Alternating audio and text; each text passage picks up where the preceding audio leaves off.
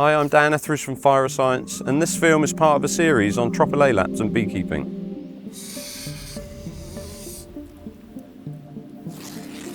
It's really important to be able to recognise the symptoms that Tropilaelaps cause when they infest a honeybee colony. It's also important to understand how Tropilaelaps impact the colony and not to dismiss these as Varroa, as the symptoms are very similar.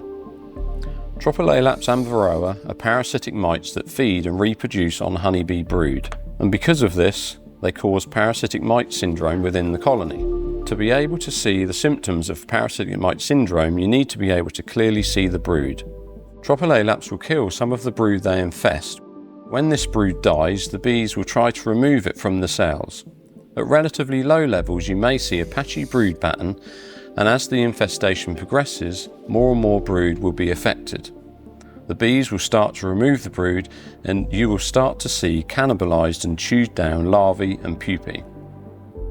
As the colony weakens further, you'll see the reduction of adult bees in the colony, and this will leave behind dead and dying brood with partially emerged pupae, with their heads sticking out of the cells with the proboscis extended.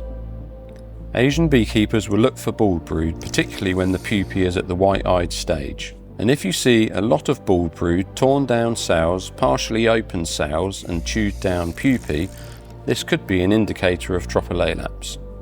Brood that has been infested with Tropilaelaps that matures to adulthood will result in bees that are left underweight and smaller than healthy bees. They will often have stunted abdomens and deformed wings.